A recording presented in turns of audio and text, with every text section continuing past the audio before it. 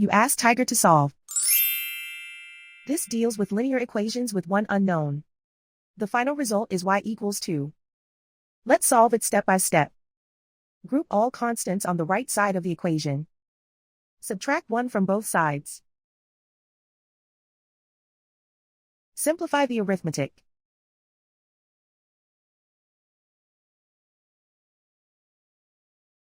Isolate the y. Divide both sides by 4. Simplify the fraction. Find the greatest common factor of the numerator and denominator. Factor out and cancel the greatest common factor. And so the final result is y equals 2.